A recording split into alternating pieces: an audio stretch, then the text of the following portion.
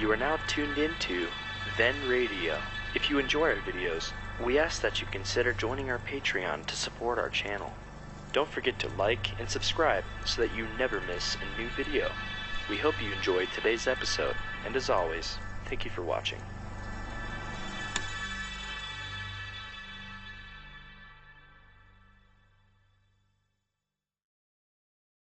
On a cold and foggy day in May of 1886, a young doctor named Arthur Conan Doyle set aside his medical practice for the afternoon, took pen in hand, and began to write a mystery novel. The doctor-turned-writer did not realize then what a lasting effect his works would have on literature. Hello, and welcome to two more new adventures of Sherlock Holmes. My name is Harry Bartell, and I'm proud to say that I was the announcer on the Sherlock Holmes radio series starring Basil Rathbone and Nigel Bruce.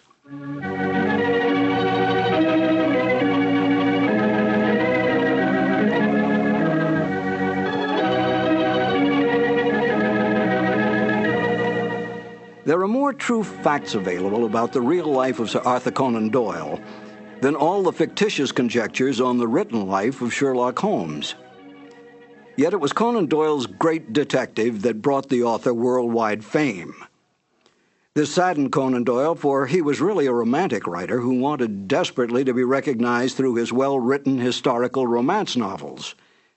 But it was not to be. The first short story to appear, A Scandal in Bohemia, was what made the name of Sherlock Holmes a household word. After writing but 6 short stories, Conan Doyle tired of the great detective. He wanted out. But Conan Doyle's agents, his book publisher, his reading public, and even the author's own mother continued demanding more and more Sherlock Holmes stories. Conan Doyle gave in, spending most of his time devising mystery plots for the great detective to solve, devoting only small periods of time on his other works, all of which he considered more important than Sherlock Holmes. Within months, the popularity of Sherlock Holmes spread worldwide. Conan Doyle was no fool. He knew which side his bread was buttered on, and he soon gave up his medical practice to spend all his time and energy on writing. Today, anyone can go into a bookstore and ask for a copy of Sherlock Holmes stories. Try to do that with any of Conan Doyle's other great works. Such is the power and attraction of the greatest detective of them all, Sherlock Holmes.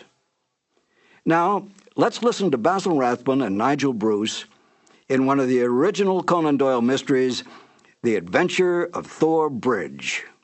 This episode from the life of Sherlock Holmes will be transmitted to our men and women overseas by shortwave and through the worldwide facilities of the Armed Forces Radio Service. Petri Wine brings you Basil Rathbone and Nigel Bruce in the new adventures of Sherlock Holmes.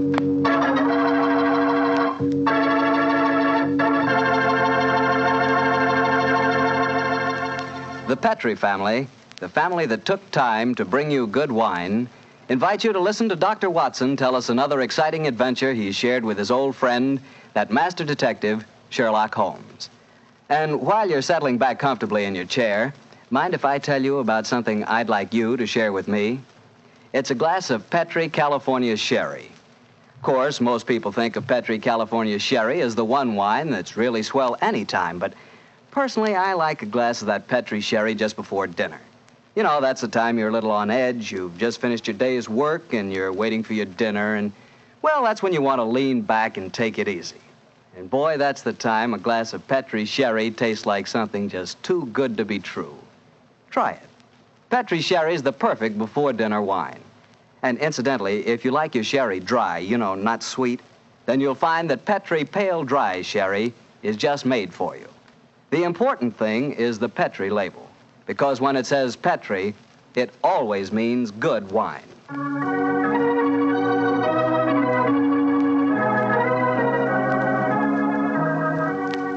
And now for our weekly visit with our good friend and host, Dr. Watson. Good evening, Doctor. Good evening, Mr. Bartell. You're a bit late. I've been keeping some dinner hot for you. Here, pull up your chair and join me. That's very nice of you. Thanks, Doctor.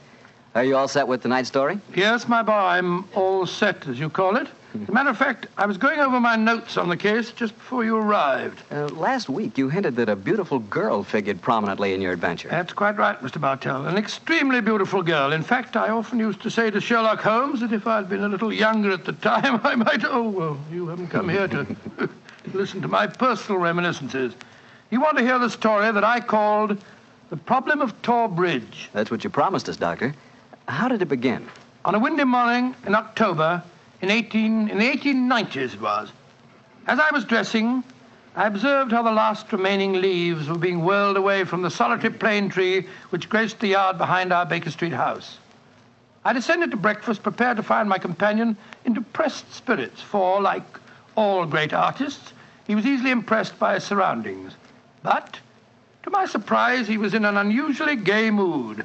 As I entered the room, he looked up at me and, with a smile, My dear fellow, hope you slept well. Splendidly, thank you, Tom. I'm so glad. Well, you're very solicitous this morning. I think you must have got a new case. Am I right? The faculty of deduction is certainly contagious. Yes, I have a new case. After a month of trivialities and stagnation, the wheels revolve once more. Good. Tell me all about it. Well, as yet, there isn't much to tell. Have you ever heard of Neil Gibson? Neil Gibson? Oh, yes, yes. Something to do with gold mining, isn't he? A great deal to do with it, my dear fellow. In fact, he's considered the greatest mining magnate in the world. About 5 years ago, he bought a large estate in Hampshire.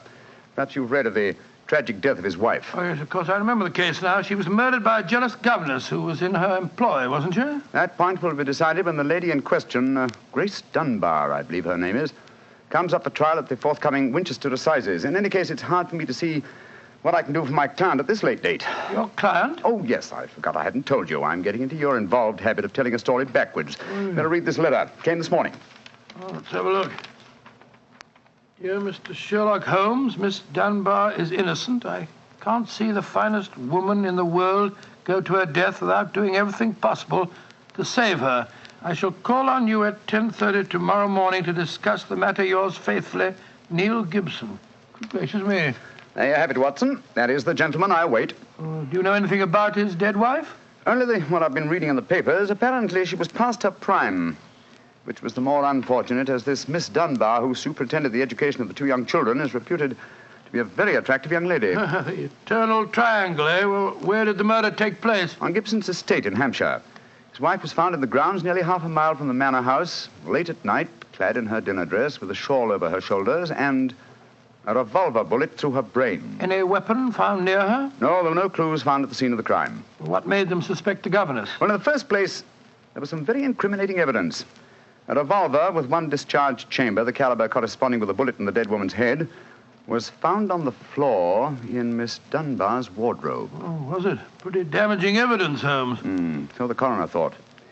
And to make the case even blacker against Miss Dunbar, the dead woman had a note on her making an appointment at that very spot. And the note was signed by the governess. It seems obvious that the girl's guilty, and the motive's clear. Mr. Gibson would be a great catch for a young girl. Love, fortune, power, all dependent on one life. Possibly, Watson, but circumstantial evidence can be very misleading at times. There's the gentleman in question, unless I'm very much mistaken, considerably before his time. I can see him from the window here. Formidable-looking fellow. Must be well over 6 foot tall. Judging by the way he's wrenching at that doorbell, he's a man with a violent temper. Mrs. Hudson's opening the door to him now. Meet him on the stairs, will you, old chap? It'll save Mrs. Hudson a journey. Sure. Up here, sir. Thank you, Mr. Hudson. All right. Are you Mr. Sherlock Holmes? No, indeed. I'm his colleague, Dr. Watson. Come along in, won't you? Mr. Neil Gibson, I presume? That's right. So you're the great Sherlock Holmes, huh? The adjective is your own, Mr. Gibson. Sit down, won't you? By the way, you may speak quite freely in front of Dr. Watson. Well, I may as well begin by telling you that money means nothing to me in this case. You can burn it if it's any use to you in lighting the truth. Miss Dunbar is innocent, and it's up to you to prove it. Just name your fee. Mr. Gibson, my professional charges are on a fixed scale. I don't vary them except when I omit them altogether. Very well. I imagine that you've read the newspaper reports of the coroner's inquest. Yes, very thoroughly. I don't see that I can add anything that'll help you. But if there are any questions you'd like to ask, I'll answer them. Thank you. First, what were the exact relations between you and Miss Dunbar? I suppose you're within your rights in asking such a question, Mr. Holmes? We will agree to suppose so, shall we? Then I can assure you that my relations with Miss Dunbar were always those of an employer towards a young lady with whom he never conversed or even saw, except in the company of his children. Oh. Rather a busy man, Mr. Gibson, and I've no time or taste for aimless conversation. I wish you good morning. What the devil do you mean by this, Mr. Holmes? My dear sir, the case is difficult enough without your giving me false information. Meaning that I lie, sir? I was trying to express it as delicately as possible, but if you insist on the word, I won't contradict you. Why, you confounded... Don't be noisy, Mr. Gibson. Please don't be noisy. I find that after breakfast, even the smallest argument is unsettling. I suggest that a stroll in the morning air and a little quiet thought will be greatly to your advantage. I suppose I can't make you take the case, but you've done yourself no good this morning, Mr. Holmes. I've broken stronger men than you. No man ever crossed me and was the better for it. Good morning, Mr. Gibson. You've a great deal yet to learn. On my soul, Holmes, you were unusually severe with him. I dislike liars, Watson, and I cannot tolerate arrogance, particularly when it's coupled with great wealth. Well, how did you know about his relations with the governess? I didn't. It was pure bluff. Bluff? It certainly worked.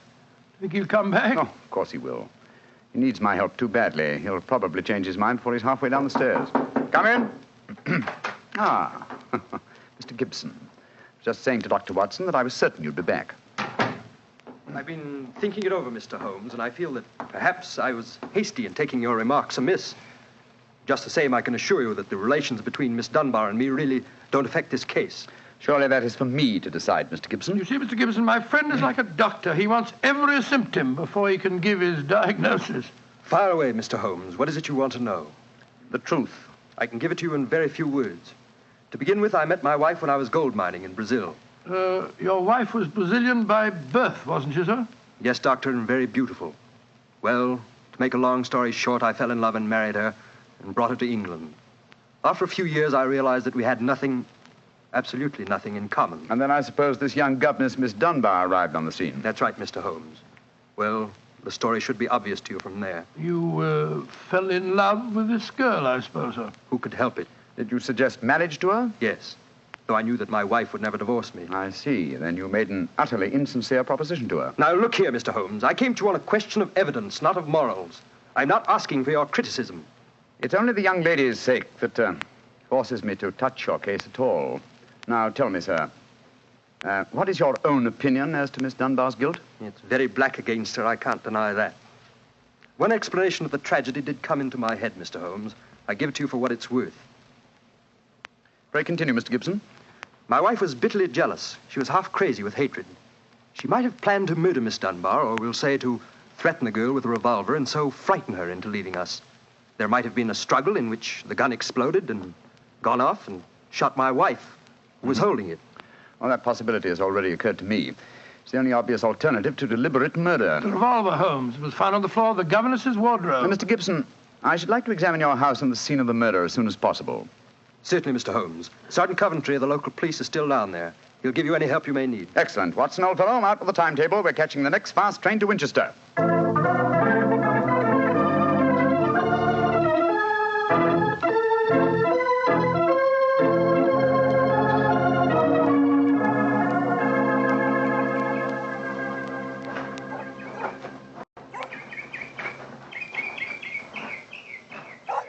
So if I have to have someone else on the case, I'd rather have you, Mr. Holmes. The yard gets called in, then we local police loses all credit for success. Generally gets blamed for the failures. Now I've heard that you play straight. I do not appear in the matter at all, Sergeant Coventry.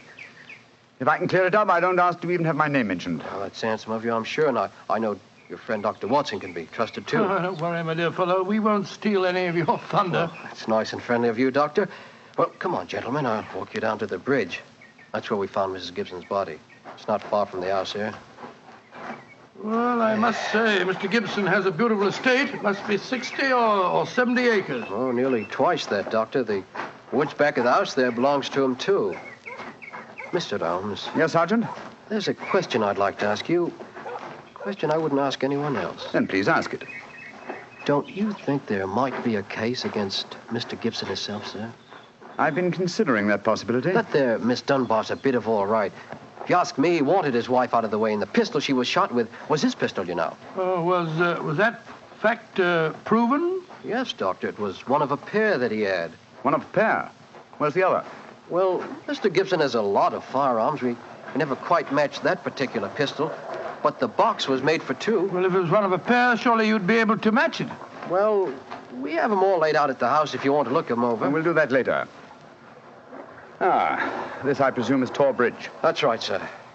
Found Mrs. Gibson's body lying right here at the approach to the bridge. I see. I gathered from the newspaper reports that the shot was fired at very close quarters. Yes, sir, very close. Near the right temple, wasn't it? Just behind it, sir. How did the body lie, Sergeant? Oh, on spec, Doctor. No trace of a struggle, no marks, no weapon. The note from Miss Dunbar was clutched in her left hand. Clutched, you say? Yes, sir. We could hardly open the fingers to get at it. That's of greatest importance. It excludes the idea that anyone could have placed the note there after death in order to furnish a false clue. What did the note say, Sergeant? Little enough, Doctor. It just said, I will be at Thor Bridge at 9 o'clock, and it was signed Grace Dunbar. Did Miss Dunbar admit writing it? Oh, yes, sir. What was her explanation? She wouldn't say nothing. Said she was saving her defense for the trial. Yes, it seems odd that Mrs. Gibson was still clutching that note. Seems perfectly natural to me. Oh, come now, old fellow. Argue the thing out logically. If the letter is genuine, it was certainly received sometime before the tragedy, say an hour or two. Why then was the dead woman still clasping it in her left hand? Why should she carry it so carefully? She certainly didn't need to refer to the note at all at the interview. Doesn't it strike you as rather strange? Well, now you put it that way, it does seem a little peculiar. Hello. Did you notice this, Sergeant? Oh, you mean that chip out of that stone on the underside of the parapet of the bridge, sir? Yes, I noticed it. Didn't think nothing of it, though. It's a very large chip. Yes, but it's been done recently. Notice how the stonework is white just here. It took some violence to do that. Hand me your cane, Watson, will you? Here you are, Bullet. Thanks. Yes. It's a hard knock. And in a curious place, too. But it's 15 feet from where we found the body, Mr. Dow. Yes, Holmes, I don't see how it could have any connection with Mrs. Gibson's murder. Possibly it hasn't. But it's a point worth noting. There were no footprints, you say, Sergeant? None, Mr. Holmes. The ground was as hard as iron. It's been a very dry summer, and we haven't had any rain to speak Yes, of this pity. year. Well, Sergeant, I'm much obliged to you, and now I think we'll get back to the house. Right. Cesar will show you where the firearms are, sir. Oh, who is Cesar? Oh, funny kind of a bloke. Brazilian he is. Brazilian, eh? Like Mrs. Gibson? Yes, Mr. Holmes. Comes from the same town that she does, as a matter of fact. Something very fishy about him, if you ask me. Now, if you'll excuse me, gentlemen, I'm going to take a little stroll around the grounds. You started me on a new train of thought in this case, Mr. Holmes. Oh, I'm delighted, Sergeant. I'll get back to the house.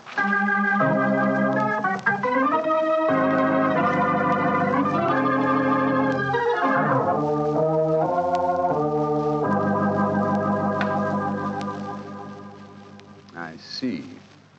And these are all the firearms in Mr. Gibson's possession, eh, Cesar? Except for the revolver that is missing from the case. Yes, so I say I see him. I've never seen such a collection of guns and revolvers in my life. Mr. Gibson had many enemies, senor. He always sleep with a loaded pistol beside his bed. She's a man of great violence. There have been times when all of us were afraid of him. Did you ever witness physical violence towards Mrs. Gibson? No, senor. I cannot say that I have. But I have heard him say many terrible things to her.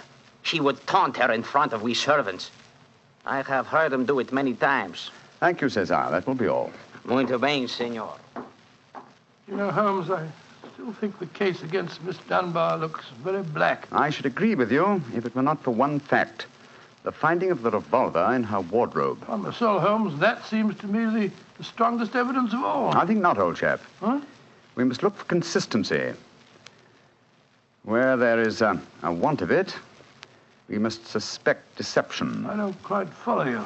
Suppose for a moment that we visualize you in the character of a woman who in cold, premeditated fashion is about to murder a rival. You've planned it. A note has been written. The victim has come. You have a weapon. The crime is well done. It has been workmanlike and complete. Do you mean to tell me that after carrying out so crafty a crime, you'd be so stupid as to forget to fling the incriminating revolver to the bottom of the stream? Or perhaps in the dense reeds that border it? Would you carefully carry it home and put it in the first place that would be searched? Your wardrobe? Well, perhaps in the excitement of the moment, one... No, my dear chap, I won't admit that's even possible. When a crime is coolly premeditated, then the means of covering it are coolly premeditated also. Well, then if Miss Dunbar didn't shoot Mrs. Gibson, who the devil did? I hope I can give you the answer to that question, Watson, when we've made one further visit. Oh, Lord. Where are we going now? To prison, old chap. Prison? Yes, we're going to Winchester Prison to call on Miss Dunbar. I'm certain that the key to this strange mystery lies in her hands.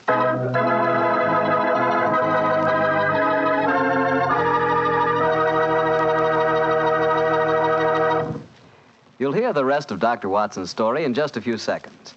Just time enough for me to remind you that the easiest way to make good food taste better is to serve that good food with a good Petri wine. If you like a red wine, well, you want a Petri California Burgundy. If you'd rather have a white wine, then you want a Petri California Sauterne. But red or white, Petri Burgundy or Petri Sauterne, you're choosing a dinner wine that's sure to turn a simple meal into a feast. Your whole family and all your friends will love Petri, the wine that makes good food taste better.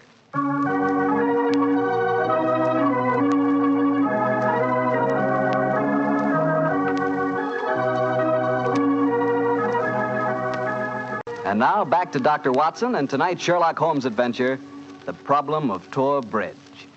Well, Doctor, did you go to Winchester Prison and see Miss Dunbar? We did, Mr. Bartell. An hour later, found the two of us sitting in a dank and gloomy cell, talking to one of the most beautiful girls that I've ever seen. Her bright, flashing eyes and her air of quiet confidence seemed sadly out of place in such a setting. Holmes spoke to her quietly, soothingly. Miss Dunbar, tell us of your true relations with the dead woman. She hated me, Mr. Holmes. She hated me with all the passion of her distorted mind. Please tell us exactly what happened on the evening of Mrs. Gibson's death. Well, I received a note from her in the morning. A note imploring me to meet her at the bridge after dinner that night. She said she had something important to say to me. Did you keep that note, Miss Dunbar? No, Doctor. She asked me to destroy the note, so I burned it in the schoolroom grate. I saw no reason for such secrecy, but, well, I did as she asked. And yet she kept your reply very carefully. It's interesting. Tell me what happened when you met her that night. When I reached the bridge, she was waiting for me. I won't tell you what she said, but she poured out her whole wild fury in burning, horrible words. I didn't answer. I couldn't. It was dreadful even to look at her. She was like an insane woman, standing there screaming disgusting insults at me. I put my hands to my ears and rushed away. Where was she standing when you left her? Within a few yards of the spot where her body was found later. And yet, presuming she met her death shortly after you left her, you heard no shot. No, I heard nothing. But I was so upset, Mr. Holmes, that I rushed straight back to my room. Did you leave it again that night? Yes. When the alarm came that Mrs. Gibson was dead, I ran out with the others. Did you see Mr. Gibson? Yes, Doctor. He had just returned from the bridge when I saw him. He had sent for the doctor and the police. This pistol that you found in your room, have you ever seen it before? Never, Mr. Holmes, I swear it. When was it found, Miss Dunbar? Next morning, when the police made their search. It was on the floor of my wardrobe where I keep my shoes. You had no idea how long it had been there? Well, it hadn't been there the morning before. How do you know? Because I had tidied up the wardrobe that day. I see. Then someone must have come into your room and placed the pistol there in order to incriminate you. I'm certain of it. When could they have done that? Well, it could have been at meal times, or when I was in the schoolroom with the children. Yes. Miss Dunbar, on examining the scene of Mrs. Gibson's death, I noticed that a piece of stonework on the underside of the parapet of the bridge had been broken away. Can you suggest any possible explanation for that? Oh, surely it must have been a mere coincidence, Mr. Holmes. Possibly. But why should it appear at the very time of the tragedy and at the very place? Could it possibly be that... Why, yes, of course. Idiot. Why didn't I think of it before? Come along, Watson. Where are we going, Holmes? Back to Thor Bridge, old fella. As fast as we can get there. What have you found out, Mr. Holmes? The answer to this mystery, I hope, my dear young lady. You will get news before the day is out. And meanwhile, take my assurance that the clouds are lifting and that the light of truth is breaking through.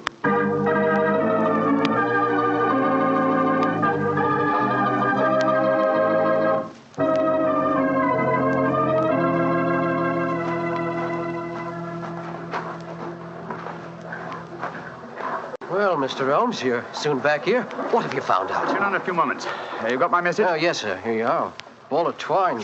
What you wanted for, I can't imagine. You'll soon see, Sergeant. Watson, I have some recollection that you usually go armed on these excursions of ours. Yes, I'm carrying my revolver. Why? Give it to me, old chap, will you?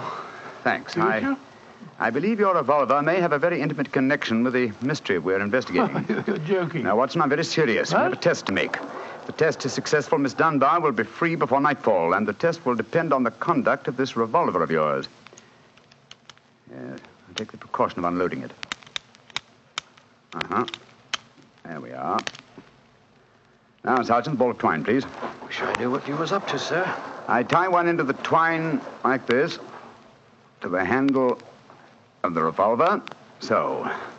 Sergeant, see if you can find me a heavy stone, will you? Oh, right, you are, sir. Holmes, what are you doing? Trying to reconstruct the killing of Mrs. Gibson. But you've seen me miss the mark before, Watson. I have an instinct for such things, and yet it has sometimes played me false. It seemed a certainty when it first flashed across my mind in Miss Dunbar's cell. But one drawback of an active mind is that one can always conceive alternative explanations which would make our scent a false one. And yet, oh well, we can but try. Here's a nice stone, Mr. Holmes. Thank you, Sergeant. Yes, now, sir. I tie the other end of the twine to the stone. Wait a minute. Like that. Splendid. Sergeant, will you please take this stone and stretch the twine across the parapet of the bridge there, so that the stone will swing just clear of the water on the other side of the bridge? Right, you are, sir. I'll stand on the spot where Mrs. Gibson's body was found. That's it, Sergeant. Over the parapet.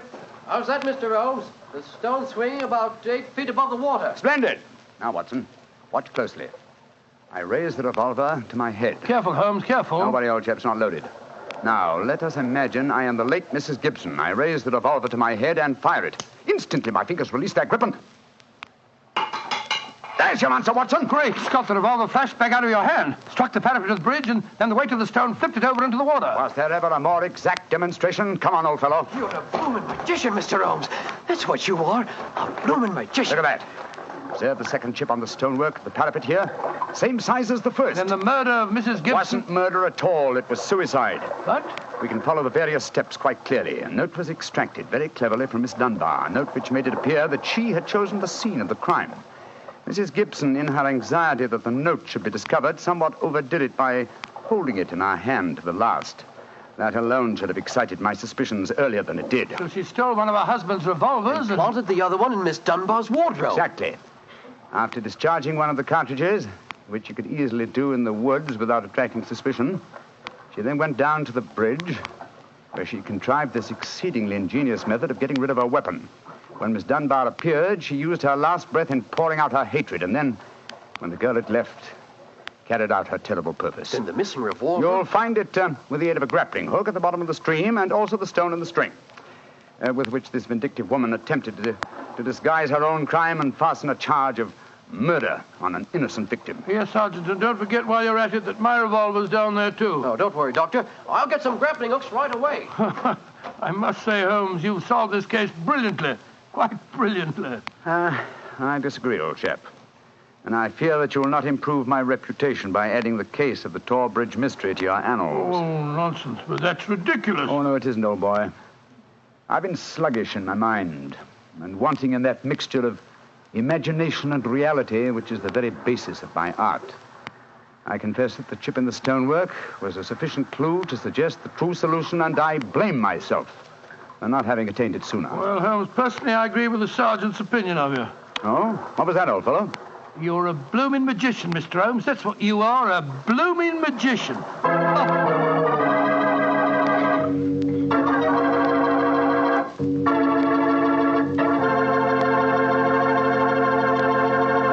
Well, Doctor, Holmes really was a magician. That is, if you did find Mrs. Gibson's revolver and your own in the string. Oh, we found them all right.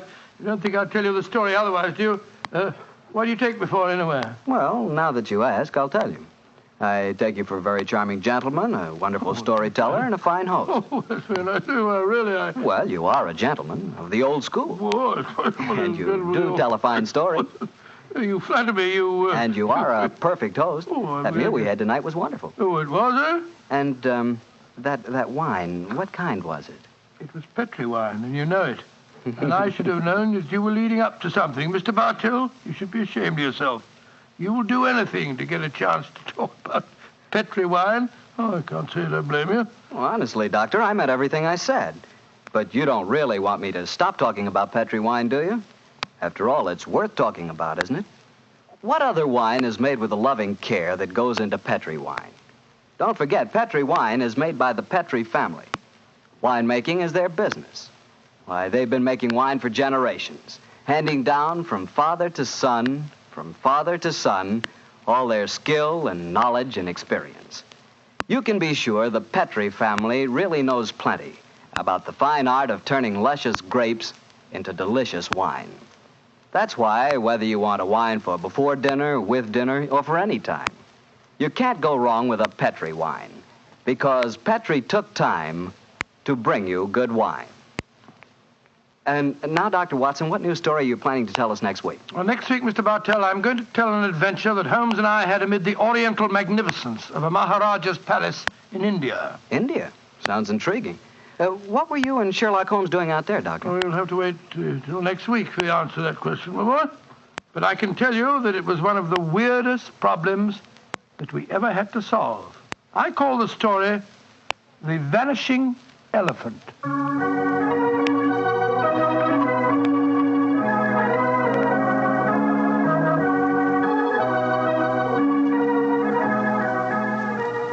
Tonight's Sherlock Holmes adventure is written by Dennis Green and Anthony Boucher and is adapted from the Sir Arthur Conan Doyle story, The Problem of Thor Bridge.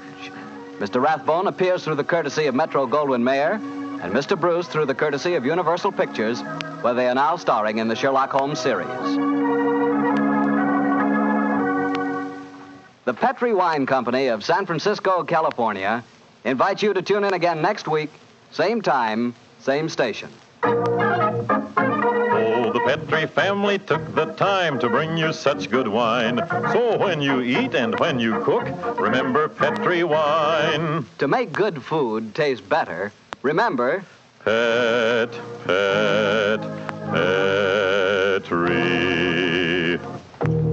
wine. This is Harry Bartell saying goodnight for the Petrie family. Sherlock Holmes comes to you from our Hollywood studios. This is the Mutual Broadcasting System.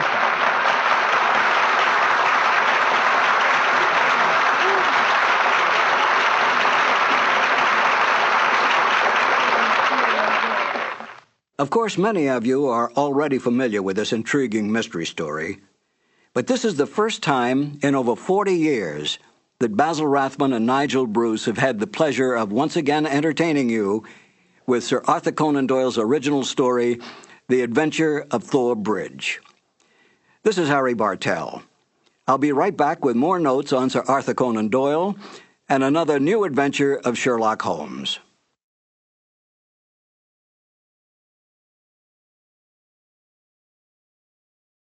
Petrie Wine brings you Basil Rathbone and Nigel Bruce in the new adventures of Sherlock Holmes.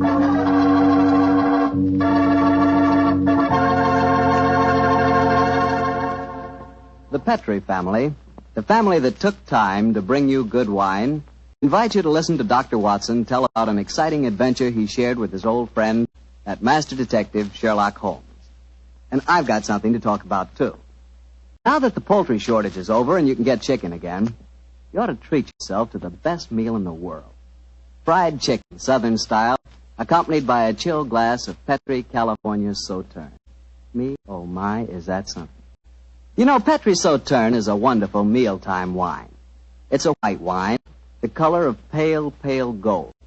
And Petrie Sauterne is delicate in flavor, sort of subtle and kind of intriguing. Well, just wait till you taste it. You'll really love it with that fried chicken.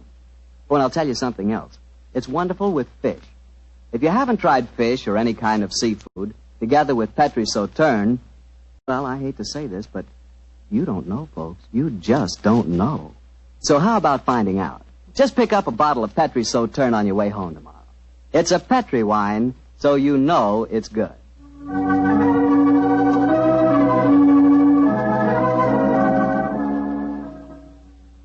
And now let's see if our old friend Dr. Watson's expecting. He's out on the patio. Dr. Watson? Here I am, Mr. Bartell. Sit out here this evening, my boy. Oh, swell idea, Doctor. It certainly is a beautiful night. It certainly is. Draw up a chair and make yourself comfortable. That's it. You care for some of my tobacco? I think I'll stick to a cigarette, thanks. Well, Doctor, all ready for tonight's adventure? Yes, Mr. Bartell, I'm all ready. And a strange story it was. A very strange story. How did it begin? Stormy December night in 1900 with the rain pelting against the Baker Street windows, Or perhaps with you and the great Sherlock Holmes rattling along in a cab beside the foggy waterfront chasing some desperate criminal. You make quite a good storyteller yourself, Mr. Bartell. No. The adventure I'm going to tell you took place many, many thousands of miles afield from our Baker Street headquarters. To be exact, in the Indian city of Parbutipur, about 200 miles north of Calcutta. It must have been a mighty important case that made you both travel that far. It certainly was, my boy, yes. It was announced in the summer of 1894, I remember, that Holmes received an urgent summons from the Maharaja of Parbutipur. After 5 weeks at sea, we reached Calcutta, and a few days later found ourselves on the veranda of our hotel in Parbutipur. As we sat there talking to the Maharaja's brother, Rabat Singh, we could hear the faint throb of native drums and the haunting wail of an Indian lute coming from the bazaar. And so, gentlemen, I thought that before I took you over to my brother's palace, I would tell you something of the problems that beset him. An excellent idea, Mr. Singh. Yes, indeed, sir, particularly as you've just told us your brother, the Maharaja, is not in the best of health. Just so, Dr. Watson. Interviews tire him, and in any case, his command of the English language is not so extensive as mine. And now, sir, the problem, if you please. As to the exact problem, Mr. Holmes, I am not completely informed. My dear brother has not seen fit to confide his entire troubles, even to me. In fact, until your arrival yesterday, I did not even know that you had been sent for. But I can tell you that his worries are centered on the safety of the white elephant of Parbutipur. White elephant? Excuse me. Well, possibly you are not aware that white elephants actually do exist. Oh, yes, though I understand that they're extremely rare. Oh, extremely, Mr. Am I right in thinking that in the East the white elephant is considered sacred? Quite right. Pray continue, sir. Well, in 1750, the first white elephant was presented to my great-great-grandfather, and with it came a legend. The legend that the Maharaja's rule would be happy, healthy, and successful only as long as the elephant flourished. If the animal were to die, then the reign would come to an end, and the Maharaja was doomed to a sudden death. Mr. Singh, who was responsible for the origin of this legend? Oh, a good and wise man who traveled from the mountains beyond Nepal. He it was who brought the first elephant to my great-great-grandfather. And how has the legend worked out in actual practice, sir? Its prophecies have come frighteningly true, Dr. Watson. Oh? The first elephant was killed by his mahout, his own keeper, after my illustrious ancestor had dismissed the man for incompetent. A week later, my great-great-grandfather was himself killed in a native uprising. And so it has gone on, gentlemen, since then. Amazing, amazing. When the elephants have died, and they have always died, the Maharaja of Parbutipur has died a violent death soon after. And as each new Maharaja has succeeded to the title, the wise man from beyond the mountains has appeared, and with him, a new sacred white elephant. He last appeared 4 years ago when my brother inherited the title. But it can't still be the same man, sir. Why not, Doctor? Well, I mean to say, that'd make him a couple of 100 years old. A trifle less, I fancy, Doctor. Really, my dear sir, seems to me your story's the wrong way round. Men don't live to such an age, whereas elephants are noted for their length of life. That's true, Watson, but apparently not the sacred white ones of Parbutipur. Mr. Singh, in the event that your brother's death, who would become the Maharaja? I should, Mr. Holmes. Oh, I can see what you are thinking, sir. The next in line to succeed to the title would have an excellent motive for wishing animal death. Well, the logic is inescapable. The thought had no personal implication, I assure you. Well, I'm very anxious to see this fabulous animal. The sacred white elephant is never seen except at the yearly festival that celebrates another anniversary of the Maharaja's rule. So the animal is only seen once a year, eh? Yes, Mr. Holmes. And when is the next anniversary, may I ask? In 2 weeks' time. No, our arrival seems to have coincided very nicely with the ceremony. Yes, Watson, a fact that I'm sure is not coincidental. Well, Mr. Singh, I'm very glad that you told us the legend of the sacred white elephant, and now I suggest that you take us to the palace. I'm most anxious to make the Maharaja's acquaintance.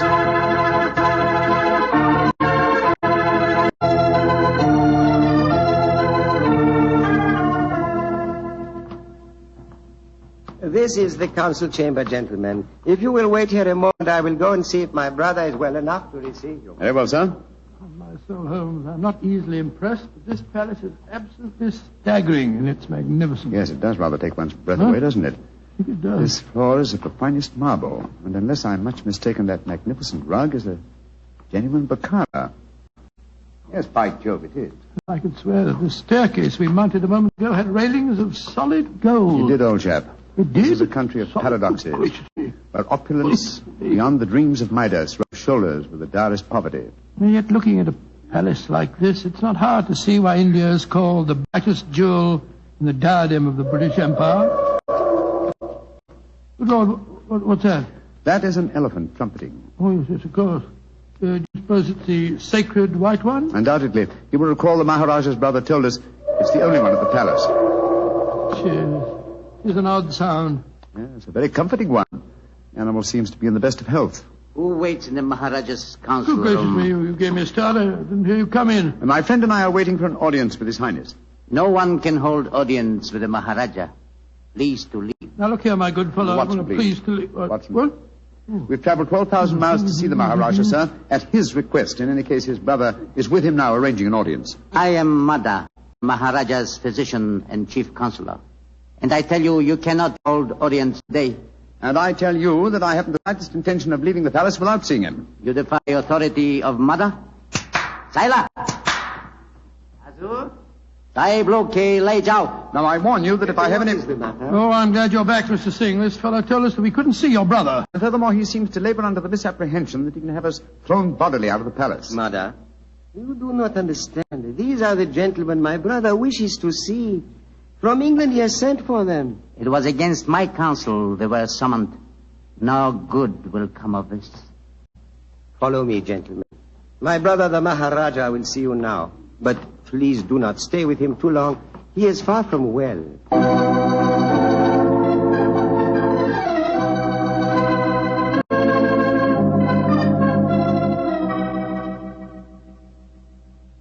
Mr. Sherlock Holmes, Dr. Watson, I'm so happy you have arrived here safely. It was great imposition to ask you to travel so far. Oh, not at all, sir. I only hope we can prove of material assistance to you. Ranji? Yes, Rabat? I wish you would permit Dr. Watson to examine you. No, just what I'd like to suggest myself, sir. In fact, I brought my medical bag along just in case.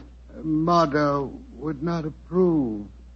Mother not believe in Occidental medicine. I do not trust Mada. I do not think he wishes you to get well. Please, Ranji, let the doctor examine you. Very well. But you not tell not Mother. And now, what seems to be the trouble, Your Highness? My eyes, they torture me. Night and day, they torture me. Yes, I noticed they seem very inflamed. Now, let me take a look at them. Yes. Now, open them a little wider, please, sir. I throb, burn, night and day. Night, day, burn. The color is distinctly reddened. However, this isn't anything very, very serious, sir. What you're suffering from is a case of what we call conjunctivitis.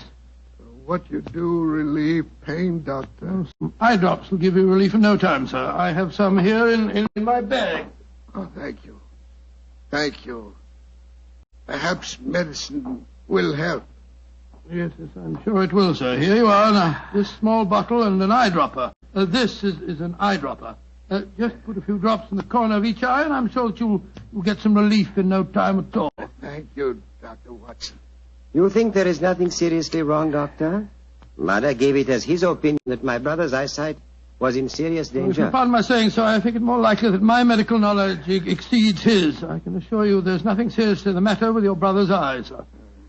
I'm happy you say so. Now you will please excuse me while I take medication and rest a little. We discuss my problems later. Quarters already prepared for you in palace. You do not mind, Mr. Holmes? Not at all, sir, though in the interim I should like to employ my time to the full by inspecting your sacred white elephant. No, that I cannot allow. I must talk to you first. I think, sir, you will do well to give me permission to see the animal. I already have my suspicions as to your reason for bringing me here, and it will be best if I'm completely informed when we have our discussion. Very well. Can do no harm. Here. Take ring. Show ring to Sukro. He's keeper of animal. Sucro will let you into Elephant House when he see ring. Thank you, sir. And please rest comfortably. I'm sure that your worries are nearly at an end. Come on, Watson.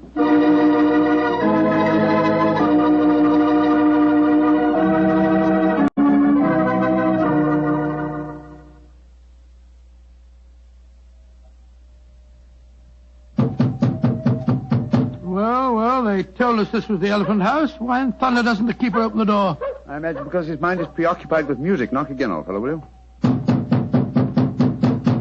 Uh-huh. He heard us that time. Yeah, about time. He must have been knocking here for 5 or 6 minutes.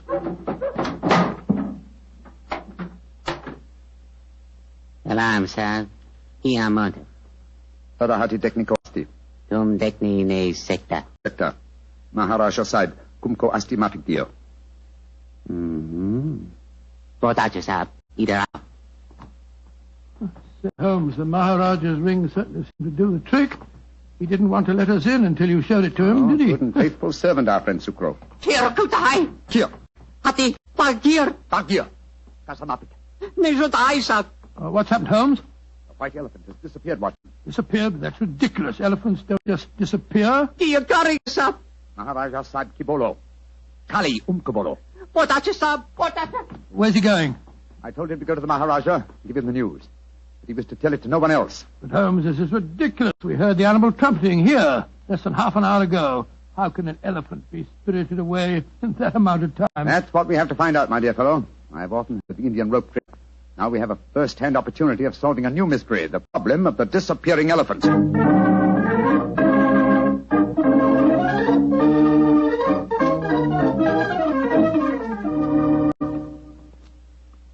Holmes, this is farcical. We spent half an hour searching this elephant house.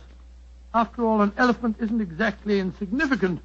I doubt if you're going to find it out of those boards in the corner over there. True, Watson, but nonetheless, there are interesting clues to be observed. Clues? What clues? Come over here, old chap. Bloodstains. Great Scott, you're not suggesting that's elephant's blood? It's hard to say, though I would venture the opinion that it would require the blood of several human corpses to produce an equivalent amount of blood. In any case, you will notice that the stains are dried and old. Hello? That must be the elephant keeper back from the palace. Dr. Watson! His mother, the Maharaja's physician. Mr. Holmes, Dr. Watson, at once you must come back to the palace. What's wrong, sir? It is the Maharaja. Death has come to him. Dead? Great heavens. Exactly what happened? Sucro, keeper of the elephant, came to the Maharaja. He said he had a most important message to deliver. He had. I told him to deliver it. Then what happened? A few moments later, I heard cries.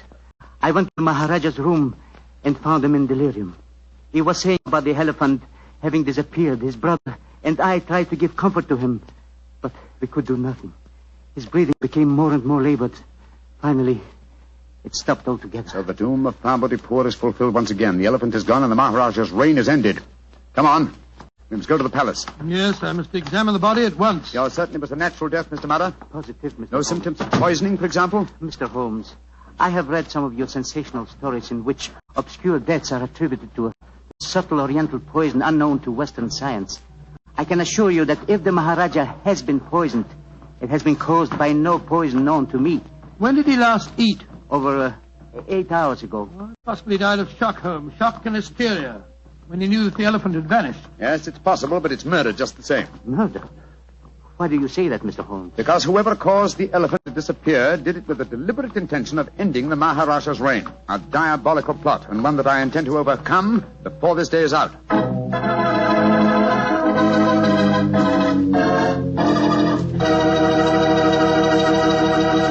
Dr. Watson's story will continue in just a second, so all I'm going to say is, if you like a swell red wine with your dinner, well, then you should know about Petri California Burgundy. Petri Burgundy is a rich, hearty red wine that's just wonderful with hamburger and beef stew and pot roast and chops and just about any meat or meat dish you can think of. And, of course, if you can get hold of a steak or a prime rib, well, then you've just got to serve that with Petri Burgundy. Petri Burgundy is a swell mealtime wine. The best friend a good meal ever had. No kidding.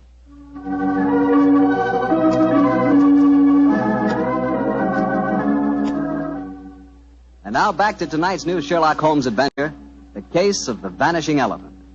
Tell me, Doctor, did you examine the Maharaja's body? Yes, of course I did, Mr. Bartell. Holmes was convinced that the Maharaja had been murdered, but I could find no trace of foul play. After my examination, I joined Holmes in our quarters, and I gave him my opinion. Found out anything? Looks like natural death to me, Holmes. No traces of poison? None that I could see. Of course, it's hard to be certain without an autopsy. Did you suggest one? Yes, but the new Maharaja won't hear of it. It's against their religion, apparently. Yes, I was afraid of that. Meantime, I've been conducting a cross-examination of some of the palace servants. Oh? What do you find out? Principally that all of them heard the elephant trumpeting this morning. Did any of them suggest how the animal might have been smuggled out to the palace grounds? They insisted that such a feat would be impossible without their knowledge. Well, what's our next move, Holmes? To interrogate the one person who I'm sure can give us the true story of the elephant's disappearance, its keeper. Remember, we haven't seen him since he took the message to the palace. I suggest we return to the elephant house and have a persuasive talk with him.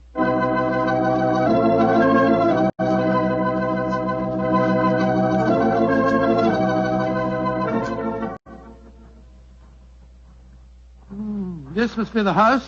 The only one that's near the elephant pen. Ramshackle-looking place, isn't it? Extremely. Sucro! Sucro! Don't tell me that he's vanished, too. This is beginning to get on my nerves. Oh, no. Sucro! I think under the circumstances, we'll take the liberty of entering. Sucro! Look, Holmes. Look on the floor. We're too late. Good Lord. What a horrible sight. His throat's been cut. Obviously another murder. He knew the secret of the vanishing elephant. Let's have a look around.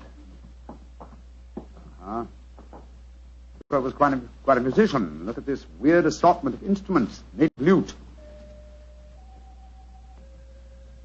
We heard him playing that today as we approached the elephant house. What's this? Looks like a sort of giant megaphone. A musical instrument of some kind. Observe the mouthpiece here. Let's see what kind of noise it makes. Great Scott. The instrument sounds exactly like an elephant trumpeting. Of course. Numbskull, why didn't I do this before? Come on, Watson, back to the palace as fast as your legs can carry you. The mystery is solved.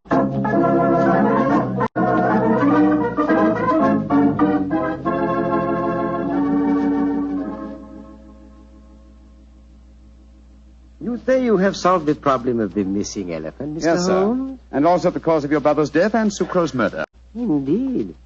That is very important news. Won't you both sit down, please? Thank you, sir. Please proceed, Mr. Holmes. Thank you. First, the elephant did not vanish today. The beast must have died a natural death months ago. All that happened today was that I discovered its absence. Are you suggesting that my brother knew the beast was dead? I am, sir. But he was afraid to publish the news. He knew that his rule would fall into a state of chaos if the fact were known. You yourself, sir, have told us how strong is the native belief in this legend. Oh, how did he dispose of the elephant? Unobtrusively, over a period of time. The bloodstains in the elephant house would indicate that the animal had been cut up into disposable fragments, which could be removed by the faithful Sucro without attracting suspicion. All this time, though, the elephant horn was blown at suitable intervals to indicate that the sacred animal was still alive. But if the Maharaja knew the beast was dead, why did he die of shock when he received the news? I think the answer to that question, Dr. Watson, would be that my brother died of shame when he knew that his imposture had been discovered. Little far-fetched, sir, if you don't mind my saying so. Now, I'm certain the reason your brother brought me to your country was to reveal that imposture to me. He knew the day was coming soon when he must show the elephant to his people. The festival would have been held in 2 weeks' time, I think you told us, sir. I imagine that he wanted me to devise a method of smuggling a new white elephant into the palace grounds before that time. Tell me, Mr. Sherlock Holmes, why did my brother die today? Because he was murdered. Just as Sucro was murdered later. Murdered? How? Oh, very ingeniously. By poison, but not, as you might expect, by any subtle Eastern poison. No, one of the most recent of Western poisons was used. A poison unknown to Oriental science. Delirium, followed by a strangulated breathing, is highly typical of the newly discovered poison hyoscyamine. But he hadn't eaten for 8 hours. True, Watson, but you see this hyoscyamine was administered to an eyedropper. Good heavens, an eyedropper. The poison penetrates with unusual ease through the membranes of the eyes, if you will recall. Yes, you're right, by Joe, it does. Must have been that physician fellow, whatever his name is. No, my dear chap. This has been a case of confusions. Let's do a little clear thinking now, shall we? You see, we were deceived by the apparent sequence of events. We discovered the elephant missing and thought that fact had caused the Maharaja's death. Whereas his murder was quite a separate matter. The poison must have been placed in the eye drops while we were in the elephant house. Precisely, dear chap. And when the murderer saw how the problem of the missing elephant confused us, he killed its unfortunate keeper to prevent us from learning the truth. Yes, you're strangely silent, Mr. Singh. Am I, Mr. Holmes? I am fascinated by your flow of unassailable logic. Of course, you realize that I am now the Maharaja, the king of kings, an absolute ruler with all power, including that of the police. Do you care to denounce the murderer to me? Oh, come, sir. It's time the buttons come off our foils. I'm well aware that you studied medicine at the University of Edinburgh. You have the motive, the opportunity, and the knowledge to kill your brother. The murder of Sucro was probably performed by an underling. Great Scott, what a shocking You are disgrace. a clever man, Mr. Holmes. A very clever man. Clever enough to realize that an absolute ruler, a ruler with all powers, including that of the police, is not apt to denounce himself. Again, your logic is unassailable. Goodbye, gentlemen. I trust your voyage home will be a pleasant one. I warn you, sir, that I shall make a full report of my findings in this case to the British Commissioner of this state. Why should he prove more effectual than the great Sherlock Holmes? Goodbye, gentlemen, and bon voyage. Filthy murderer. Makes my blood boil to think that he can't be brought to justice. He can, and he will be. Civilized laws of the Occident cannot be enforced here, then we must fight him with his own weapons. What do you mean, Holmes? That we have a farewell talk with Mr. Madder, the dead Maharaja's physician, friend, and counselor.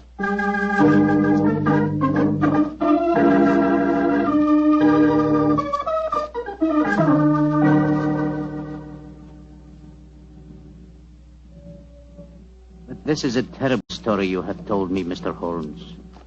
My beloved ruler murdered by his own brother, and yet he cannot be made to account for his crimes. He can be, sir, if you will help Mr. Holmes. Of course I will. What can I do? Try and obtain the eye drops before they're destroyed, will you? Have them analyzed by a Western scientist and forward the reports to me in London. I'll take the necessary action.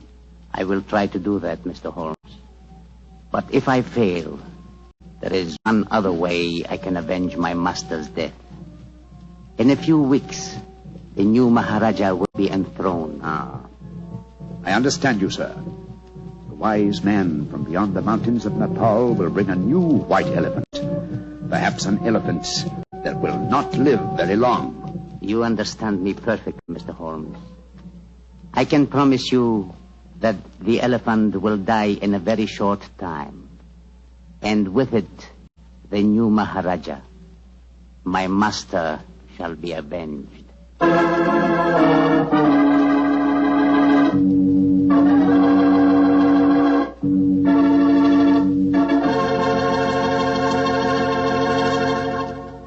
That was quite a story, Doctor. Quite a story. And tell me, what did happen to the next white elephant of Property Port? By an extraordinary coincidence, it died the day after the new Maharaja's enthronement. And that scoundrel was himself killed in an uprising that occurred just a few days later. You know something? I think I could be very happy as an Indian Maharaja. Oh, really? Mm-hmm. Beautiful palace, beautiful women, beautiful jewels. And every year on my birthday, the natives would give me my weight in gold. You know, I could learn to like that. That is, if I tried. Yes, and every week you'd speak to your subjects over the radio and tell them all about Petri wine. Oh, now, wait a minute, Doctor. I don't always talk about Petri wine. That's right. You don't always talk about Petri wine. You've got to sleep sometime. All right, go on. Kid me about it. But Petri wine is worth talking about. After all, what other wine has the tradition behind it that Petri wine has? Don't forget, the Petri family has been making Petri wine for generations. Since way back before there were electric lights and telephones and things like that. They've been making Petri wine since the 1800s and handing down from father to son, every bit of valuable knowledge and experience. There's no doubt about it. The Petri family really knows how to turn luscious grapes into wonderful wine. That's why you can't go wrong with a Petri wine. Petri took time to bring you good wine. Well, Doctor, how's about giving us a clue to next week's story? Now, next week, Mr. Bartell, I'm going to tell you an adventure in which I'm afraid I didn't exactly cover myself with glory, shall we say. But I think you'll find the story an exciting one, my boy, because it's composed of equal parts of romance, of international intrigue, and of sudden death.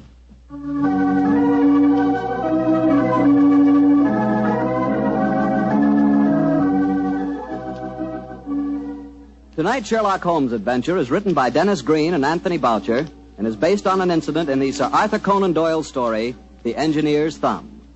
Mr. Rathbone appears through the courtesy of Metro-Goldwyn-Mayer and Mr. Bruce through the courtesy of Universal Pictures, where they are now starring in the Sherlock Holmes series.